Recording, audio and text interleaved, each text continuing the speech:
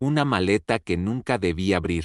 Mi nombre es Alberto Ramírez Salgado, tengo 57 años y vivo en Querétaro, México. Aquella mañana llegué a la iglesia antes que todos, como tantas otras veces, dispuesto a cumplir con mis tareas sin imaginar que algo me estaba esperando. El templo estaba completamente en silencio, sin voces, sin pasos, apenas el eco lejano de mis propios movimientos. Fue al pasar por un pasillo poco usado cuando lo noté, en un rincón oscuro, casi escondida detrás de unas sillas apiladas, había una maleta vieja cubierta de polvo. No parecía olvidada, parecía ocultada. Miré alrededor para asegurarme de que no había nadie, pero el lugar seguía inmóvil, como si contuviera la respiración. Sentí un impulso extraño de alejarme, pero mis pies se acercaron sin que pudiera evitarlo. En ese momento aún no lo sabía, pero estaba a punto de cruzar una línea invisible. Lo que había dentro me obligó a guardar silencio durante mucho tiempo. Escribe tu ciudad y tu país para que yo sepa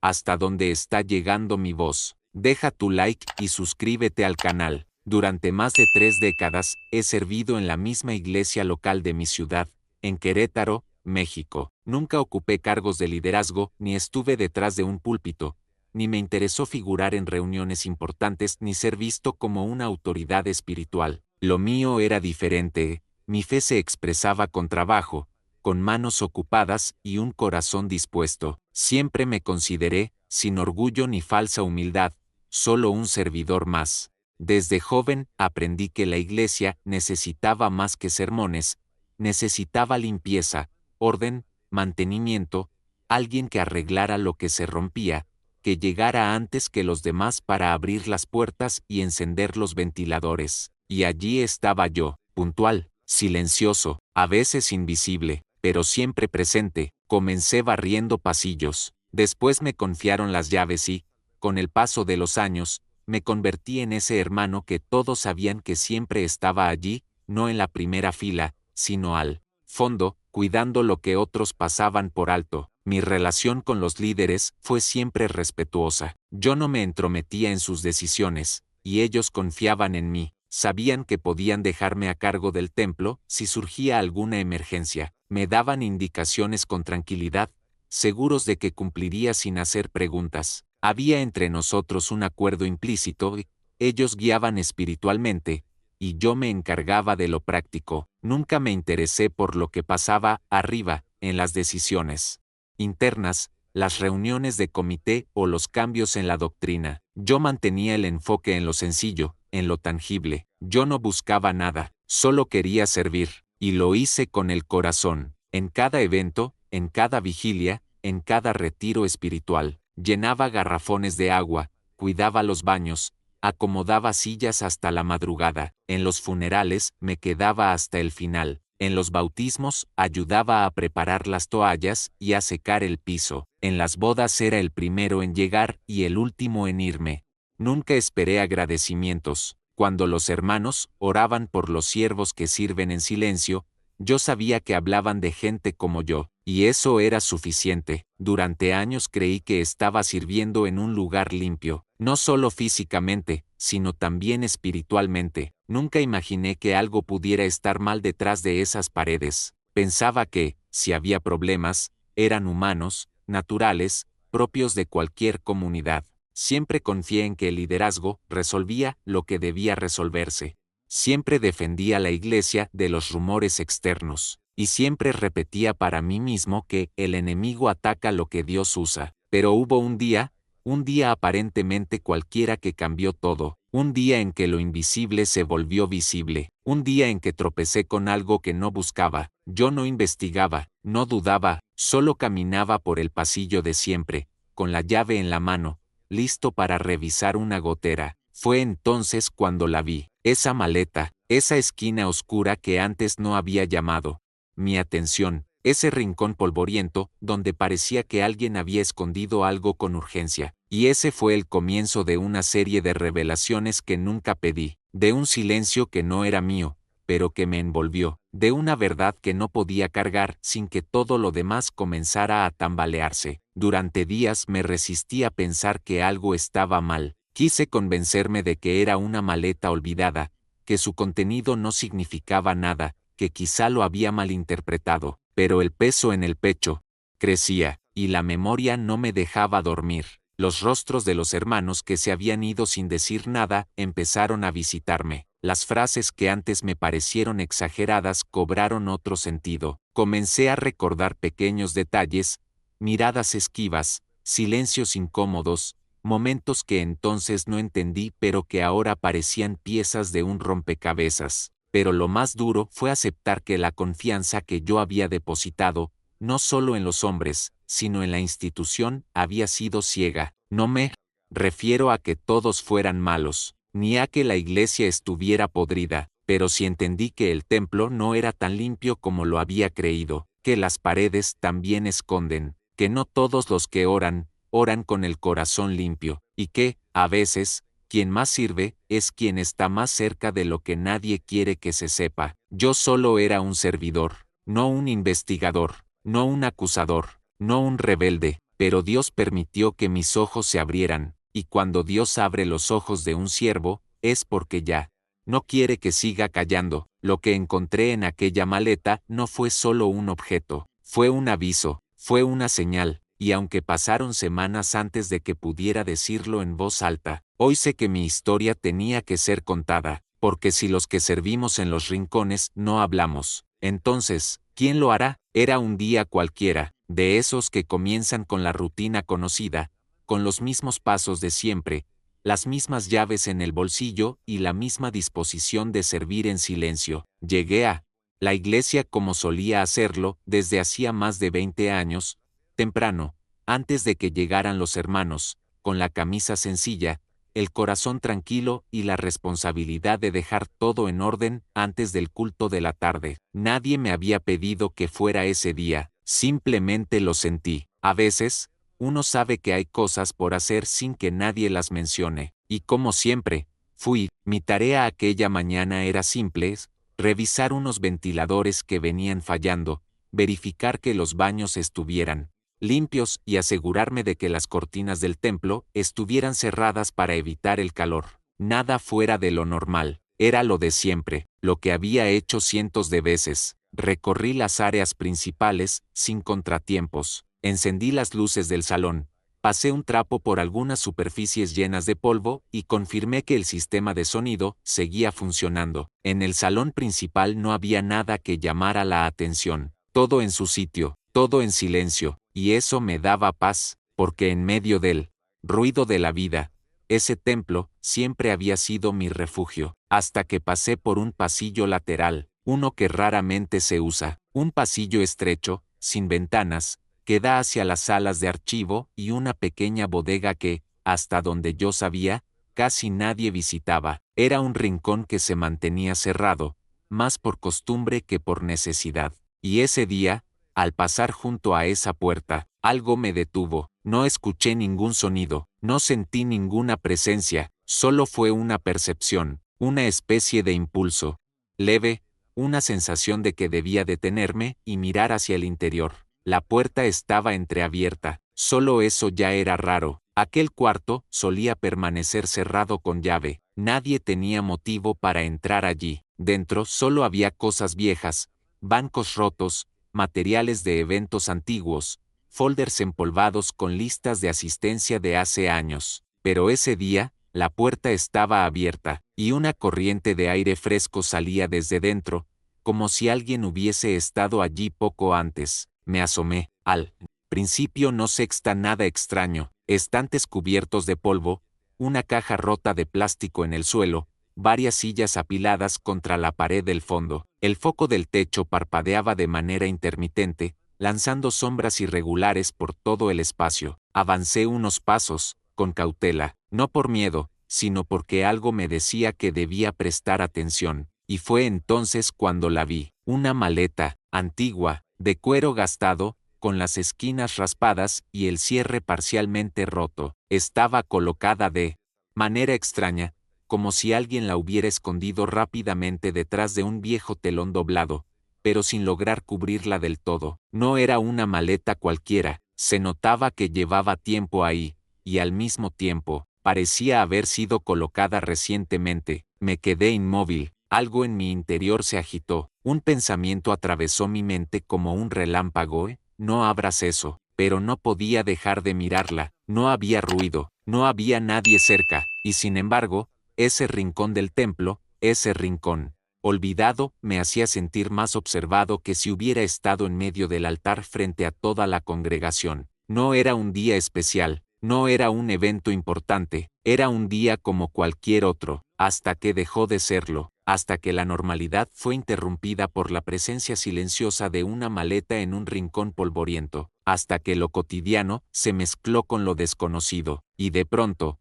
todas las tareas del día, los ventiladores, las cortinas, los baños pasaron a un segundo plano, porque, ahora, allí delante de mí, había algo que no debía estar, algo que no se anunciaba con ruido, pero que gritaba en mi conciencia, algo que me estaba llamando, sin palabras. Ese fue el momento exacto en el que todo empezó a cambiar, sin relámpagos, sin voces del cielo, sin nadie que me viera, apenas yo, el polvo, y una maleta que parecía contener mucho más que objetos, porque, aunque aún no la había tocado, ya sabía, en lo más profundo que su contenido no se limitaría a cosas materiales. Había algo espiritual allí, algo está roto, algo escondido por manos humanas, pero permitido por ojos divinos, y yo, que solo había venido a servir, a limpiar, a mantener el templo en orden, estaba a punto de entrar en una historia que no pedí,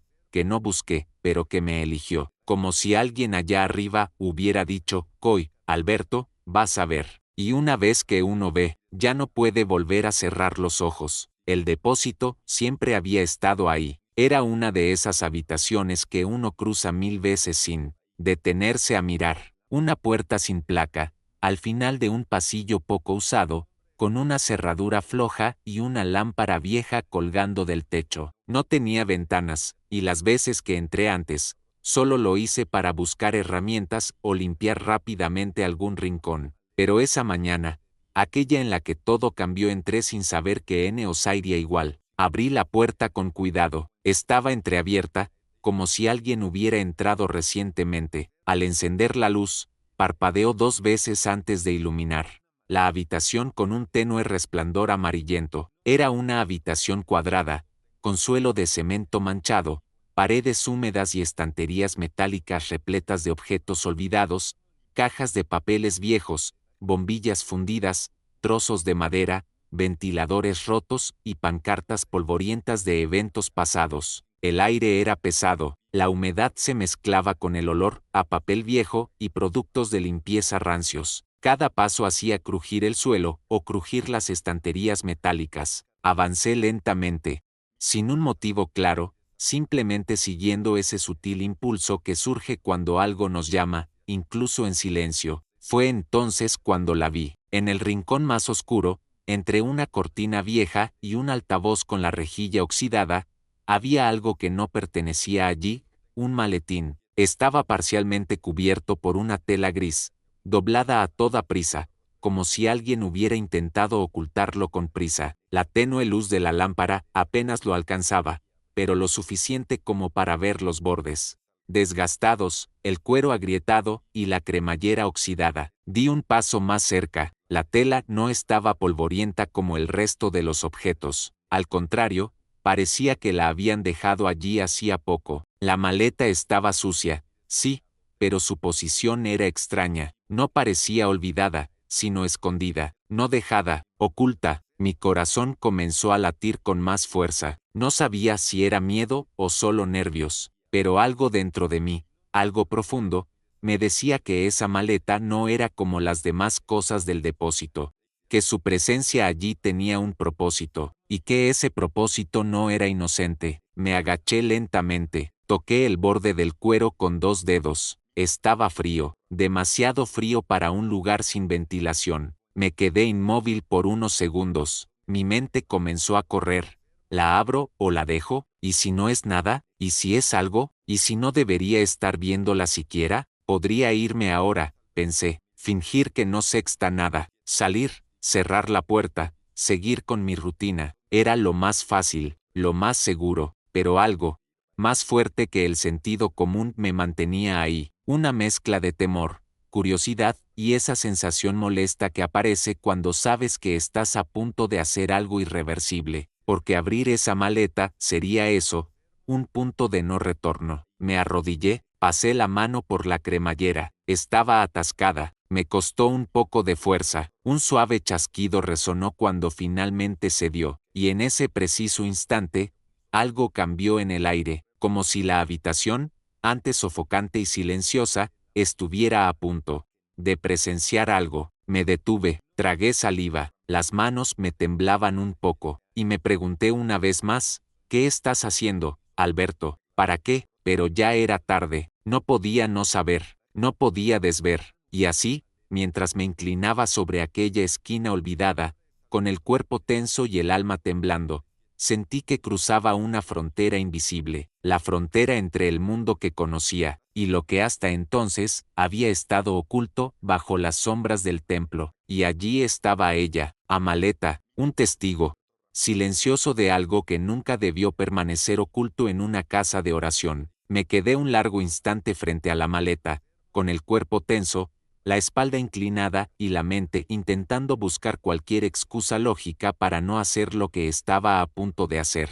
Podía irme, podía fingir que no la había visto, cerrar la puerta del depósito, volver a mis tareas y dejar que esa esquina siguiera siendo olvidada por todos. Pero no lo hice, porque hay momentos en que la curiosidad es más fuerte que el miedo, momentos en los que uno no elige con la cabeza, sino con una parte más antigua, más instintiva, más profunda. Tomé la cremallera con firmeza. Era gruesa, antigua, con los dientes oxidados. Al intentar deslizarla, se trabó de inmediato. Tiré con más fuerza, y se oyó un crujido áspero. El sonido retumbó en la pequeña sala como una advertencia, como si esa maleta hubiera querido resistirse a ser abierta, como si supiera que su contenido no debía salir a la luz. Pero ya era tarde. El zipper cedió por fin, con un último tirón brusco. Abrí la tapa con lentitud, como si el cuero pesara más de lo normal. No sabía qué esperaba encontrar: libros, ropa vieja, documentos sin valor, cualquier cosa, pero lo que vi me paralizó. No fue una imagen violenta, no fue algo que gritara, fue la frialdad del contenido, la organización precisa, el silencio contenido en cada objeto. Adentro, había una carpeta negra, cerrada con un lazo rojo deshilachado. Encima, varias hojas sueltas amarillentas, escritas a mano, con anotaciones firmadas por distintas personas. La tinta estaba descolorida, pero aún legible. Cada hoja tenía un nombre y una fecha. Algunos nombres me eran familiares, muy familiares. Debajo de los papeles, una pequeña caja de madera. La abrí con cuidado. Dentro había billetes, muchos, atados con ligas envejecidas, organizados por denominaciones, algunos nuevos, otros claramente antiguos. Junto a ellos, varias tarjetas bancarias sin nombre visible,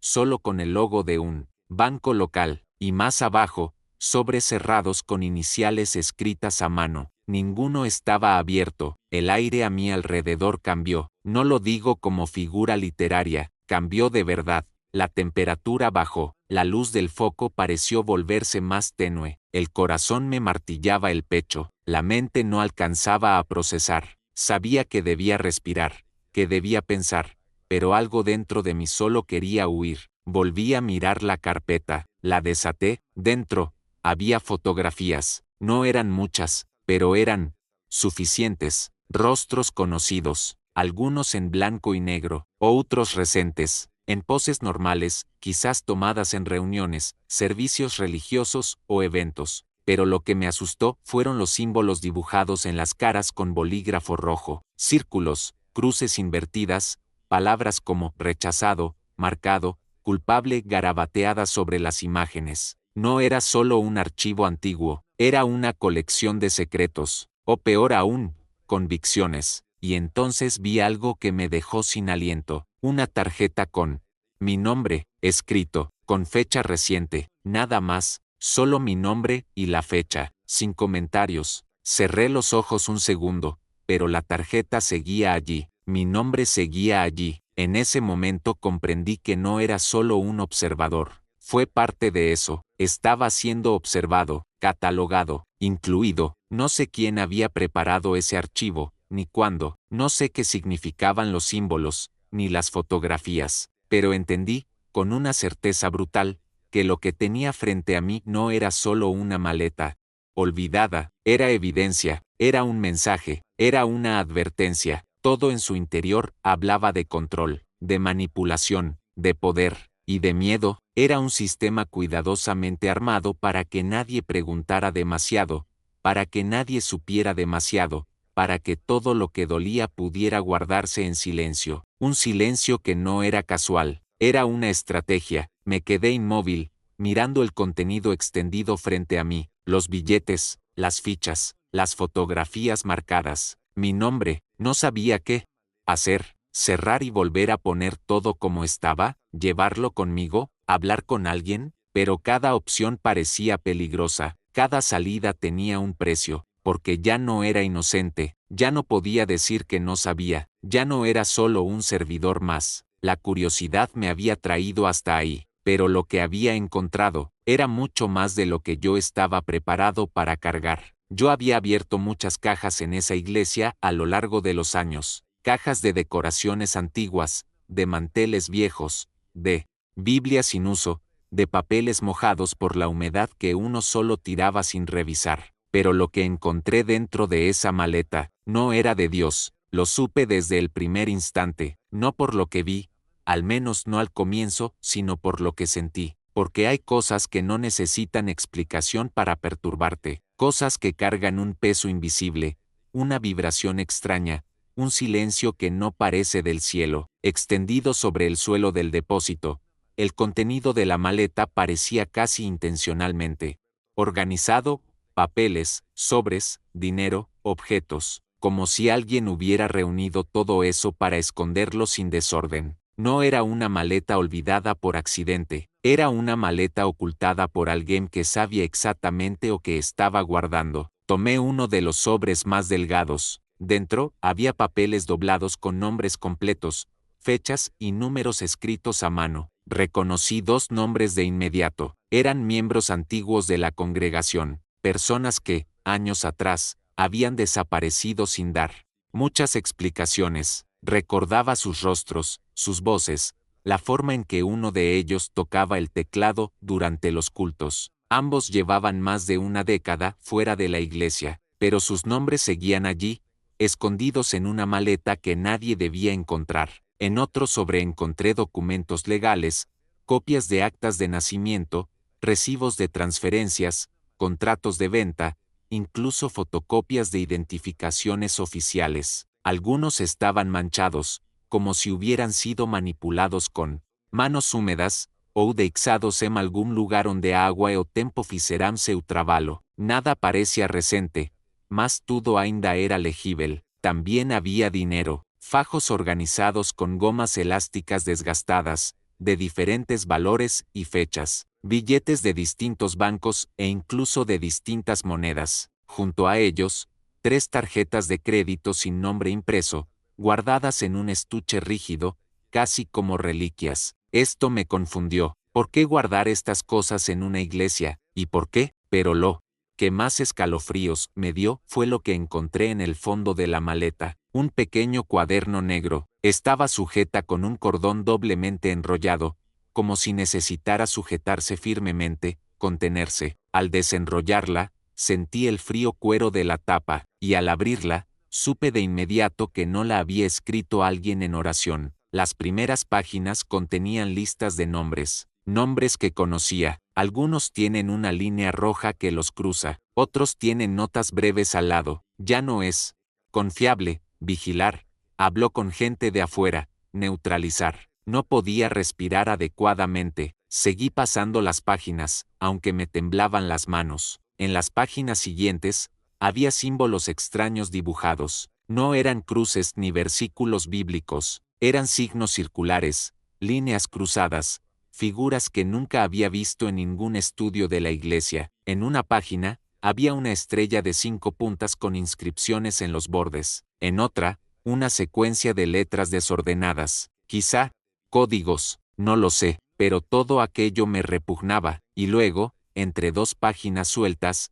cayó una hoja más pequeña, un dibujo, hecho a mano, representaba el interior de la propia iglesia, con marcas, flechas, puntos marcados en rojo, como si fueran zonas especiales, y en la esquina inferior derecha, había un nombre firmado. No lo voy a decir aquí, pero lo reconocí, era alguien que aún sigue predicando allí. Sentí un escalofrío recorrerme la espalda. Ya no solo estaba viendo papeles, estaba entrando en una dimensión que no comprendía, en una historia oculta bajo el púlpito, bajo las sillas, bajo las palabras bonitas de cada domingo. Esto no era de Dios, lo repetía una y otra vez dentro de mí, no era de Dios, porque Dios no esconde listas negras, Dios no maneja dinero oculto, Dios no firma dibujos con zonas marcadas dentro de su templo, Dios no escribe vigilar al lado del nombre de sus hijos. Cerré el cuaderno de golpe, el sonido me sobresaltó más de lo que debería, el depósito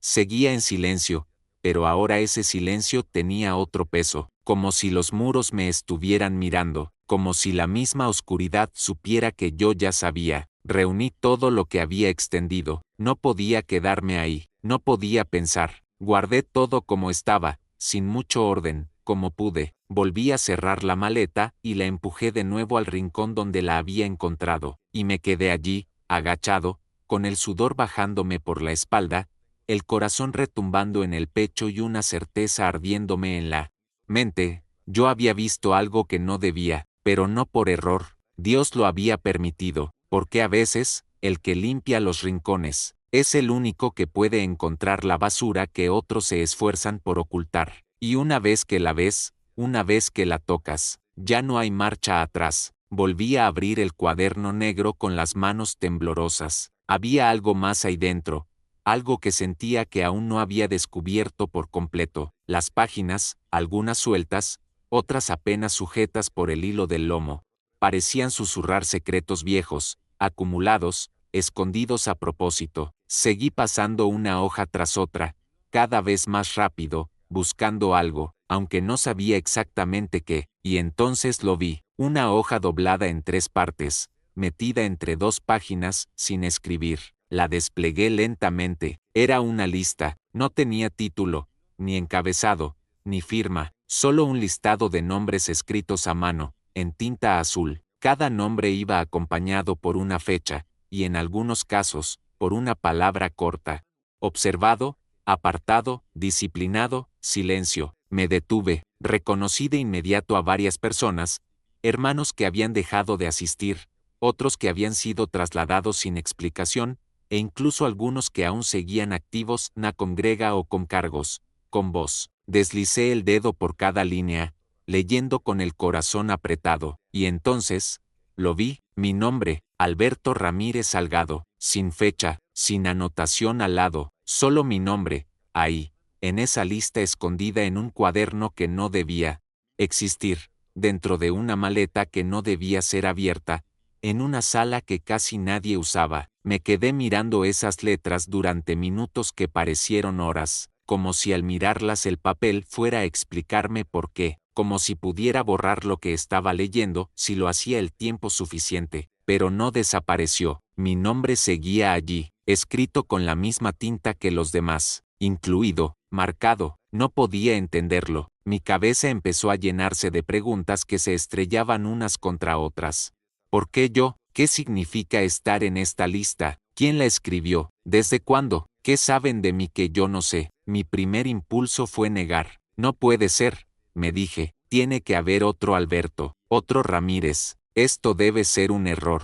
Pero sabía que no lo era, porque junto a mi nombre, sin decir nada más, estaba ese silencio escrito, esa omisión de datos que pesaba más que cualquier comentario, y cuanto más lo miraba, más me dolía, porque siempre creí ser invisible, un servidor más, un hombre útil, callado, que no incomodaba a nadie, el que limpiaba cuando nadie lo pedía, el que abría las puertas y apagaba las luces, el que sabía cómo mantener la iglesia funcionando sin tener que opinar. Yo no era una amenaza, ni un problema, nunca lo fui, y sin embargo, ahí estaba, mi nombre estaba ahí, en medio de otros que habían sido disciplinados, marcados, silenciados. Una rabia sorda me empezó a subir por la garganta, mezclada con miedo, con confusión, con un sabor metálico en la boca. Me senté en el suelo, con el cuaderno sobre las rodillas, y sentí el peso del descubrimiento como si llevara una piedra en el pecho. Me vinieron imágenes a la mente,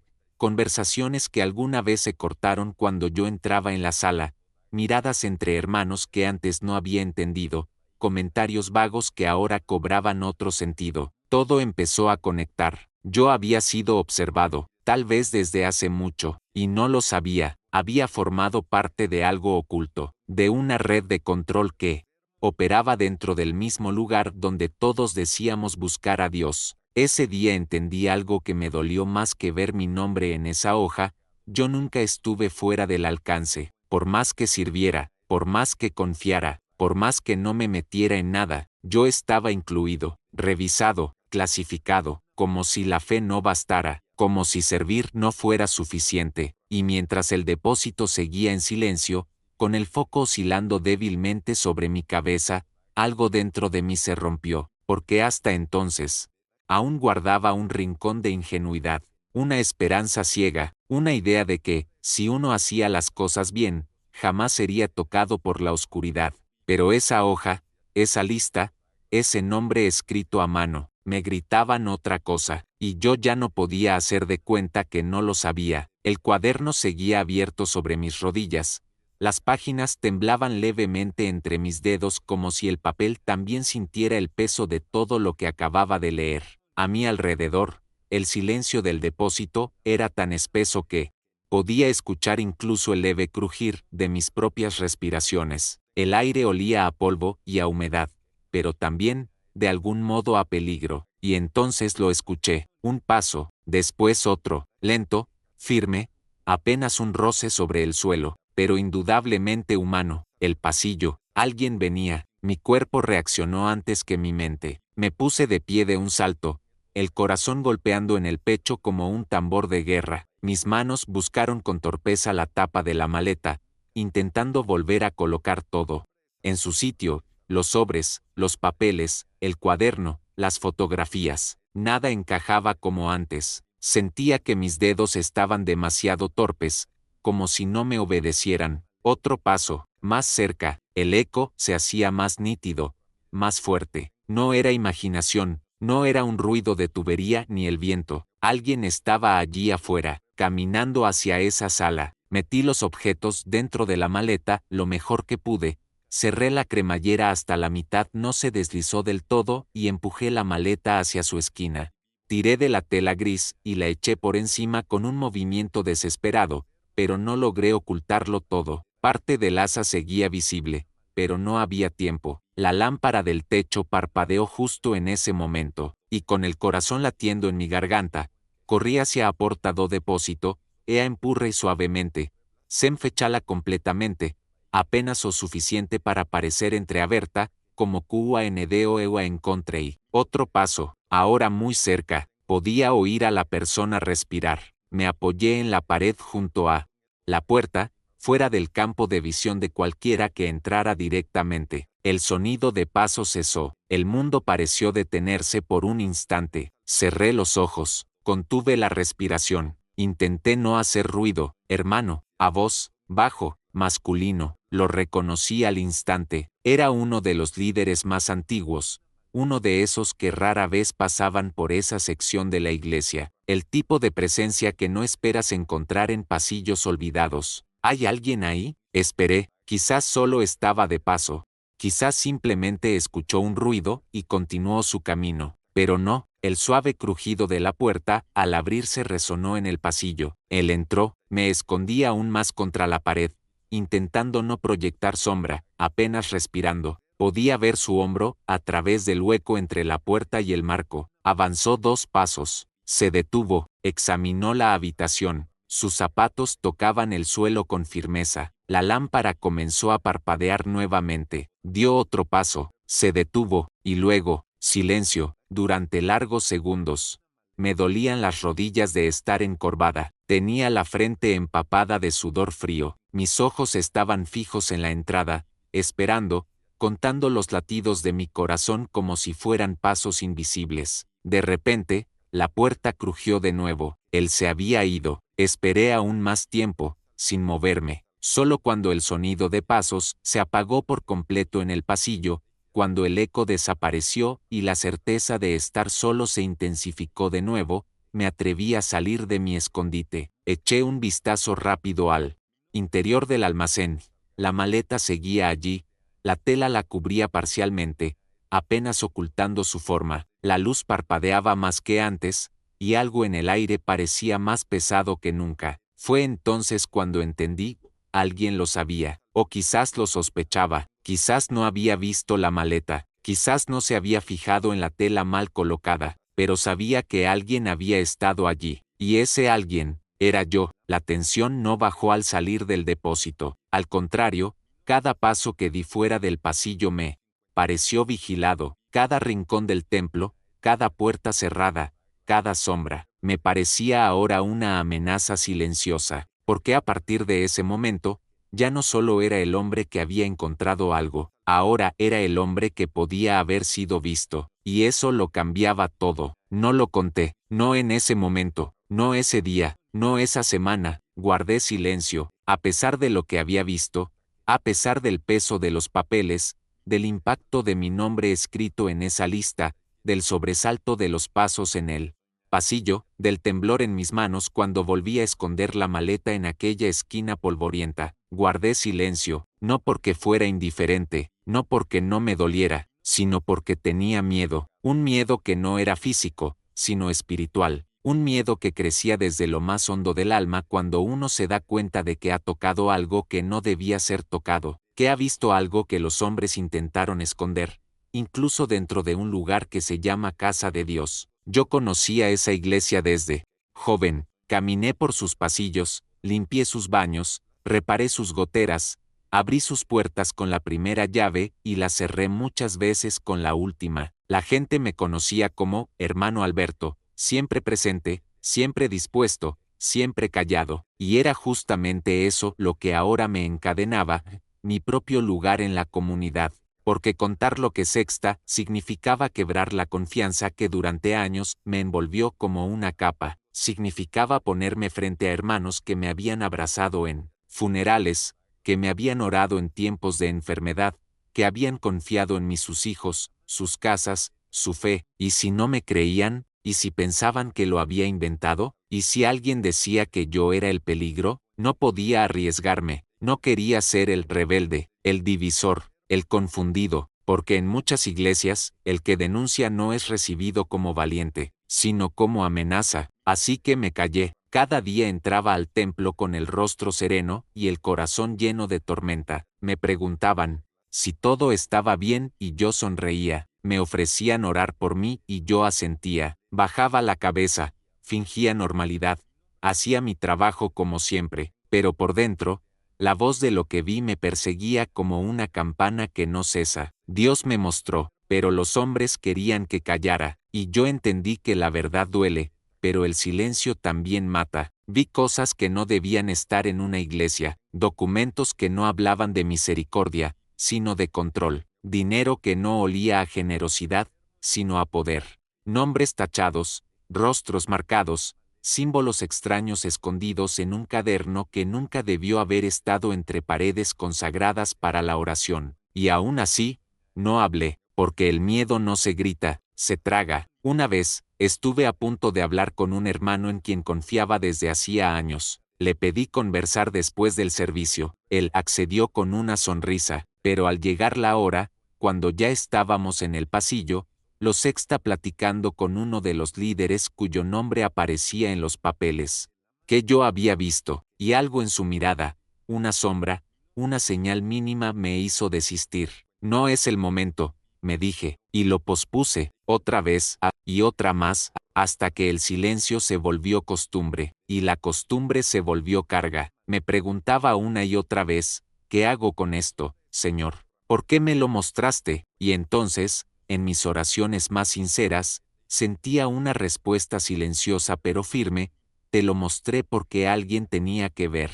Pero ver no era suficiente, porque ver sin hablar era complicidad. Y sin embargo, aún no hablaba. Pasaron días, luego semanas. Evité volver al depósito. No quise pasar por ese pasillo. No quise volver a mirar esa puerta. No quería confirmar que seguía allí, ni comprobar si alguien la había movido, ni enfrentar el pavor de que ya no estuviera donde la había dejado. Mi cuerpo seguía sirviendo en la iglesia, pero mi alma ya no estaba ahí. Cada predicación sobre la verdad me golpeaba, cada canto sobre la luz me quemaba, cada oración comunitaria me parecía hueca, porque yo sabía que algo oscuro dormía bajo el altar del todo está bien. No era ira lo que sentía, era tristeza, una tristeza profunda por haber creído que el templo era intocable, una tristeza amarga por entender que la religión puede esconder lo que Dios nunca quiso ocultar. Y yo, que siempre había confiado en los hombres, comencé a volver mi confianza solo a Dios, no porque todos fueran culpables, sino porque entendí que el error más peligroso es el que se justifica en nombre de lo sagrado. Así pasé semanas sin decir palabra, solo, silencioso, observando. Espera, pero algo dentro de mí ya no podía permanecer igual, porque hay silencios que te protegen, pero también silencios que te pudren, y el mío empezaba a oler a muerte. No era el primero. Esa frase no dejaba de golpearme en la cabeza desde el momento en que salí de aquel depósito, después de ver mi nombre escrito en esa lista maldita, entre rostros tachados y papeles que no deberían existir dentro de un templo. Por días no pude evitar mirar a los lados, recordar rostros, atar cabos, porque lo que antes parecían simples rumores, ahora adquirían un peso distinto, una lógica perversa, una forma concreta. Empecé a recordar personas que, durante los años, fueron parte del corazón de la iglesia y que, de pronto, se esfumaron sin dejar huellas. En su momento, no hice muchas preguntas, siempre había una excusa, una explicación rápida. Se fueron por cuestiones personales, están pasando por una prueba, decidieron buscar otra congregación, pero ahora, con la maleta aún en mi memoria como una herida abierta, esas salidas empezaban a sonar diferente. La primera que vino a mi mente fue la hermana Clara. Ella era una mujer firme, dulce, pero con carácter. Durante años dirigió el ministerio de intercesión, y su voz era una de las más constantes en las vigilias. Recuerdo perfectamente cuando dejó de asistir. Nadie dijo nada con claridad, apenas algunos murmullos. Clara está confundida. Clara cuestionó cosas que no debía, pero nunca se explicó qué cosas, ni por qué nunca más volvió. Incluso cuando algunos la buscaron en su casa, ella no quiso hablar, solo repetía que había visto algo. En ese momento, yo no entendí, pensé que exageraba, que estaba herida, que tal vez el enemigo la estaba desviando. Hoy, sé que no era eso. Después recordé a Rubén, un joven técnico de sonido, inteligente, respetuoso, siempre estaba temprano, probando los micrófonos, afinando los cables. Un día dejó todo, renunció a su puesto, entregó sus llaves y desapareció de la comunidad. Algunos dijeron que había caído en tentación, que tenía otras prioridades, pero yo lo había conocido bien, y aunque callé, algo no cuadraba. Ahora, mirando hacia atrás, recuerdo cómo se le veía más callado en las últimas semanas, cómo evitaba a ciertos líderes, cómo su sonrisa se había vuelto forzada, y entonces entendí, tal vez también encontró algo, y no eran solo ellos. Había una lista silenciosa de ausencias en mi memoria, personas que desaparecieron del templo sin escándalo, pero también sin despedida, hermanos que parecían estar en el camino correcto, que servían con honestidad, que daban fruto, y de pronto, simplemente se fueron, y nosotros, los que nos quedamos, fuimos condicionados a no preguntar demasiado, a no buscar, a confiar ciegamente, pero la maleta, la lista, los símbolos, las fotos marcadas, todo era prueba de que algo se había estado ocultando por años. No era paranoia, no era chisme de los de afuera, era una estructura, un sistema interno que operaba en las sombras, clasificando personas, seleccionando quién debía ser vigilado, y tal vez incluso quién debía ser apartado. Y entre todas esas señales que ahora empezaban a cobrar sentido, hubo una que me golpeó especialmente fuerte. Una noche, rebuscando entre mis cosas, encontré un viejo cuaderno donde, años atrás, anotaba pedidos de oración. Lo había olvidado por completo. Al abrirlo, entre páginas dobladas, encontré una lista de personas por las que solía orar cada semana. Muchos seguían en la iglesia, pero varios de ellos eran justamente los que desaparecieron sin explicación. ¿Coincidencia? ¿O era que, sin saberlo, siempre habíamos estado orando por los marcados? Me detuve en un nombre en particular, hermano Leopoldo, un anciano que siempre me inspiró respeto, sabio, reservado, generoso. Lo sacaron del liderazgo, sin explicación clara. Dijeron que ya no tenía fuerzas, pero años después, me encontré con su hijo, en el mercado, y, en confianza, me dijo que su padre había decidido irse porque ya no podía tolerar lo que se hacía en nombre de Dios. En su momento, no quise saber más, pero hoy, todo encaja. Era como si Dios me estuviera mostrando, uno por uno, los rostros que yo había olvidado, no para culparme, sino para que entendiera que nunca estuve solo, que yo no era el primero en ver, que muchos ya habían visto, sentido, sospechado, solo que, como yo, habían guardado silencio, o habían sido silenciados, y entonces recordé algo más, una conversación entre dos líderes, años atrás, durante la limpieza de un evento. Yo estaba en el templo, recogiendo basura del altar, y ellos creían que no los escuchaba. Uno le dijo al otro, hay gente que no entiende los procesos espirituales, mejor que se vayan antes de que dañen lo que estamos construyendo. Aquella frase me pareció enigmática, hoy me parece brutal, porque los procesos espirituales de los que hablaban, no eran del Espíritu Santo, eran de control, de exclusión, de estrategia. La maleta, con sus documentos, dinero, símbolos y nombres, no era una anomalía, era parte de ese proceso, una herramienta, una evidencia, una advertencia para los que alguna vez intentaron mirar detrás del velo, y yo había cruzado esa línea. Ahora entendía por qué sentía que no podía contar nada, ahora comprendía el miedo en los ojos de quienes me escuchaban hablar, ahora veía las piezas encajar con dolorosa claridad. El templo que durante tantos años me había dado refugio, también había sido un lugar de secretos enterrados, y esa maleta, ese objeto cubierto de polvo, olvidado en una sala oscura había sido, al mismo tiempo, la prueba, y la llave, una llave que abría una puerta que muchos decidieron no atravesar. Yo sí la crucé, y ahora, ya no podía volver atrás. Pasaron algunos días desde que vi mi nombre escrito en aquella lista, desde que sentí los pasos en el pasillo y volví a esconder la maleta como si con eso pudiera esconder también el peso que se me había pegado al alma. No hablé, no dormí bien, pero tampoco podía seguir callando por siempre. Mi silencio comenzaba a ahogarme. No era una paz lo que sentía, era asfixia. Así que decidí buscar a alguien, no cualquier hermano. Yo sabía que esto no podía compartirse con cualquiera, tenía que ser alguien con autoridad, pero también con supuesta madurez espiritual, alguien que conocía desde hacía años, en quien había confiado muchas veces, e incluso, quien alguna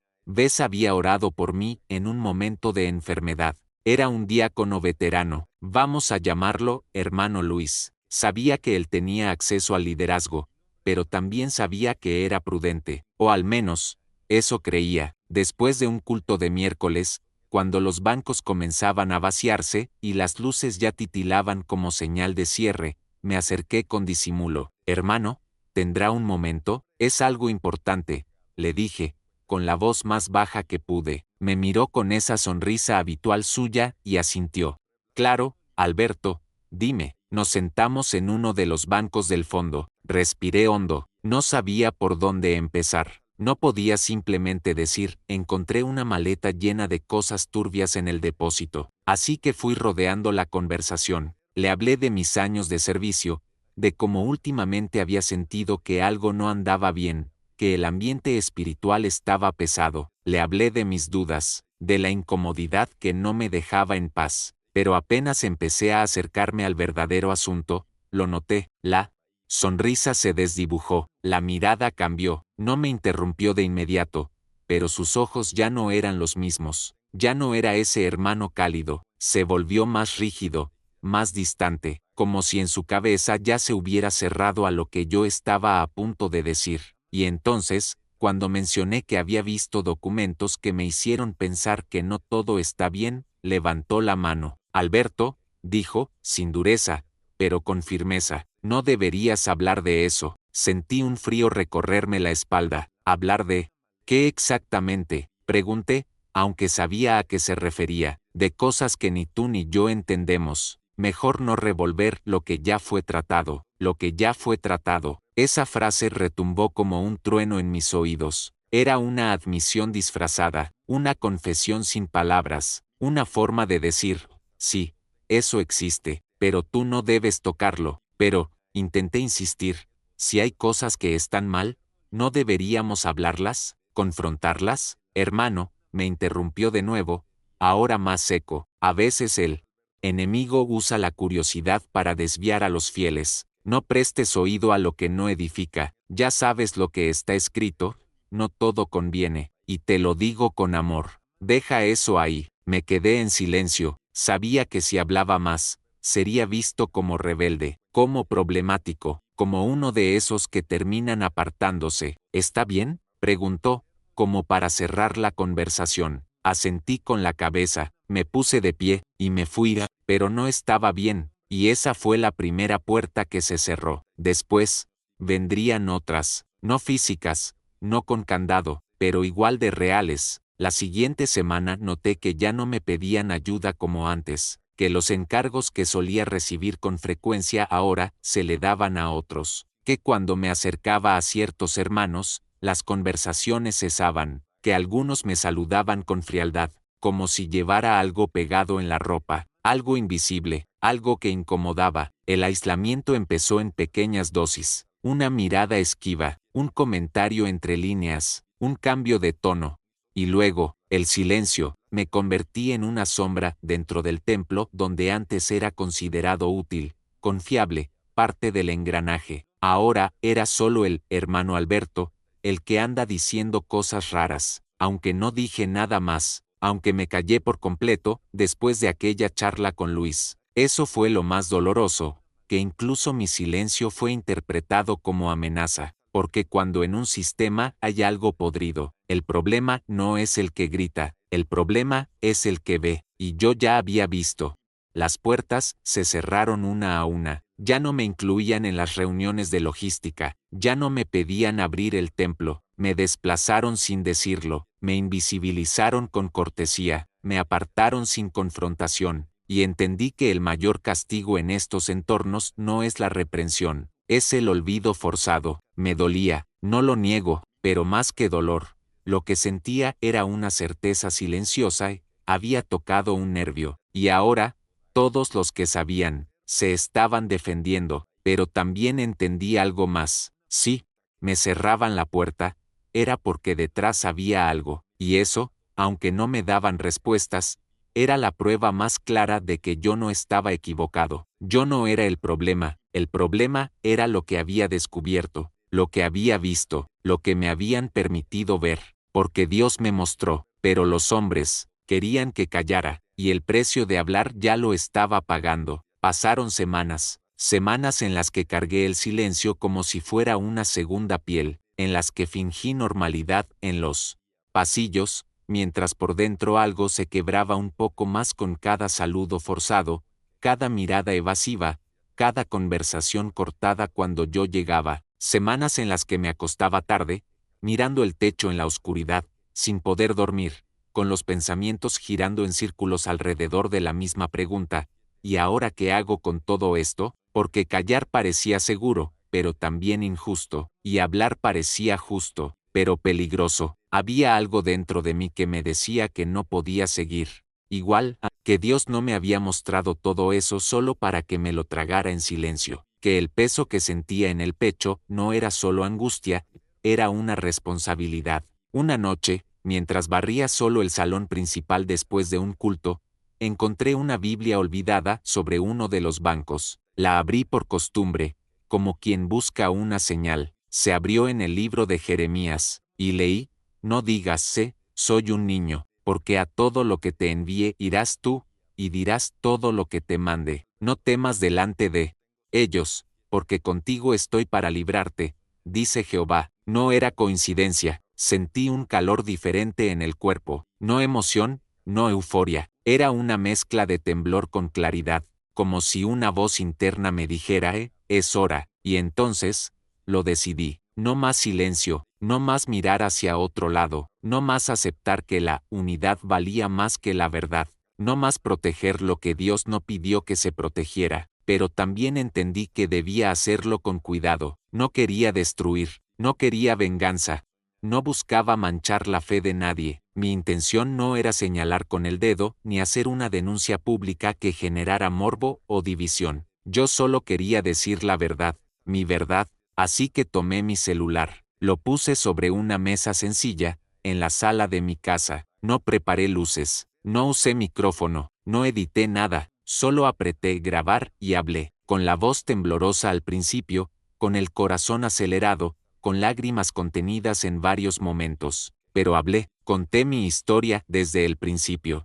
Hablé de mis años sirviendo en la iglesia, de cómo me gané la confianza de todos simplemente siendo un servidor fiel. Conté cómo un día normal se volvió distinto, como sexta una maleta en un rincón olvidado, cómo, sin buscarlo, terminé abriéndola, y lo que encontré allí: documentos, símbolos, dinero, nombres, y entre esos nombres, el mío. No dije lugares, no mencioné rostros, no expuse a nadie, pero tampoco edulcoré la verdad. Dije lo que había visto, lo que había sentido, y lo que eso había producido en mí. Hablé del silencio, del miedo, de la presión que empezó a aparecer, del aislamiento que viví por simplemente intentar hablar, y de cómo, poco a poco, entendí que mi silencio solo beneficiaba a lo que se esconde en la oscuridad. Dije con voz firme: Dios no se ofende con la verdad, se ofende con lo que se oculta en su nombre, porque esa es la línea que muchos no quieren cruzar. En muchas iglesias, se ha enseñado que hablar es dañar, que exponer es dividir, que cuestionar es rebelarse. Pero, ¿quién dijo que la fe debe estar protegida del escrutinio? ¿Quién decidió que el templo es más importante que la integridad? Yo crecí creyendo que la verdad era un valor absoluto, pero con el tiempo, vi que para algunos, la verdad es incómoda, y por eso prefieren disfrazarla de ataque. Grabé mi testimonio sin odio, pero con firmeza. No lo hice buscando fama, lo hice para encontrar descanso, porque el peso de cargar algo así solo, te enferma el alma. Cuando terminé de grabar, no. Lo vi 2 veces, no editado, no corté nada, solo lo subí, y lo dejé en manos de Dios. Si debía llegar a alguien, que llegara. Si debía despertar alguna conciencia, que lo hiciera. Si solo servía para vaciar mi pecho, ya era suficiente. Apagué el teléfono y me senté en silencio. Las lágrimas salieron entonces, sin tristeza, sino de liberación, porque finalmente había obedecido esa voz interna que por semanas había gritado en mí: habla. Sabía que podrían venir consecuencias, sabía que algunos se alejarían, que otros me llamarían exagerado, divisivo, débil en la fe, pero también sabía que había dado el paso que tantos antes de mí no pudieron dar, y ahora entendía por qué. No es fácil, no es cómodo, pero es necesario. Y mientras la noche caía y el templo seguía brillando a lo lejos con sus luces encendidas, yo me sentí más cerca de Dios que nunca, porque por fin estaba del lado de la luz. Aunque fuera solo, aunque doliera, aunque temblara, estaba donde debía estar. No era solo una maleta, era una advertencia, una señal silenciosa de todo lo que preferimos no ver, una prueba escondida en una esquina polvorienta, como si el mismo templo hubiera aprendido a guardar sus secretos entre telones viejos y pasillos apagados. Durante mucho tiempo creí que las iglesias eran santuarios inviolables, que todo lo que se hacía dentro era por el bien, que las sombras solo existían allá afuera, en el mundo, que si algo se ocultaba, era porque era necesario para no dañar el testimonio, no escandalizar a los nuevos, no dividir el cuerpo. Pero ahora sé que la oscuridad no pide permiso para entrar, se cuela por rendijas, se esconde detrás de títulos, habita en documentos sellados, en sobres numerados, en símbolos marcados sobre nombres reales, y también se instala en el silencio de los que, como yo, por miedo, optan por mirar para otro lado, porque, al final, la maleta no era el verdadero problema, era solo el contenedor. Lo realmente perturbador era lo que representaba el sistema de vigilancia disfrazado de discernimiento, el uso de lo sagrado para controlar las decisiones tomadas en cuartos cerrados, justificadas con versículos a medias, el dolor escondido bajo alfombras de obediencia ciega, y sobre todo, a los que ya habían visto, y fueron obligados a callar. Hoy puedo decirlo con el corazón limpio, la fe verdadera no necesita secretos, no necesita listas ocultas ni dinero sin explicación, no necesita condenar en privado a los que piensa diferentes. La fe que conocí en Cristo fue una fe que amó, que restauró, que se entregó con los brazos abiertos, no una que marca con tinta roja, no una que silencia a los que preguntan, no una que empuja hacia afuera al que osa mirar detrás del telón. Durante días me pregunté, ¿por qué yo? ¿Por qué me permitiste ver eso, Señor? Y la respuesta vino clara, porque ya era hora de hablar, hora de romper el ciclo, hora de mirar al templo no como una estructura perfecta, sino como un lugar donde la imperfección también debe ser confrontada con verdad. Hoy, mi testimonio no busca destruir, no busca venganza, no es un escándalo más, es un llamado a todos los que, como yo, alguna vez sintieron que algo no estaba bien, pero no supieron cómo ponerlo en palabras, un llamado a los que han visto cosas que les quitaron el sueño, pero no encontraron oídos para contar, un llamado a quienes han sentido que su silencio se convirtió en prisión, porque sé que yo no soy el único, sé que hay muchos más, y a ti, que estás escuchando esto, quiero decirte, ¿cuántas verdades están escondidas en las esquinas de nuestras iglesias? ¿Cuántas veces hemos dicho, es mejor no meterse? ¿Cuántas personas hemos visto desaparecer sin hacer preguntas? No era solo una maleta, era un espejo, uno que me mostró que hasta los lugares que creemos más puros pueden ser escenario de lo más impuro, cuando se pierde el temor a Dios y se reemplaza por temor a perder el poder. Por eso, hoy, desde la humildad, pero también desde la firmeza, te dejo esta reflexión. Dios no se ofende con la verdad, Dios se ofende con lo que se oculta en su nombre, con lo que se hace en secreto mientras se predica la transparencia, con lo que se archiva en maletas mientras se levantan manos al cielo. Que este testimonio no sea un grito de escándalo, que sea una oración en voz alta, una lámpara en medio de un cuarto cerrado, una advertencia, no para condenar sino para despertar, porque no hay verdadera reforma si no hay valor para mirar el polvo bajo las alfombras, no hay santidad sin sinceridad, no hay libertad espiritual si seguimos atando las bocas que Dios quiere usar. Yo elegí hablar, y quizás tú también debas hacerlo. Comenta a continuación, yo también sexta cosas que no pude olvidar. La verdad no debe esconderse. Dale como si crees que este mensaje necesita llegar a más personas. Suscríbete para más testimonios reales porque en los tiempos que corren, necesitamos más voces valientes, no menos. Y recuerda esto, Dios no necesita que lo defendamos del escándalo, necesita que lo defendamos de la mentira, con la verdad, con la luz, con el coraje de mirar de frente, incluso cuando duele.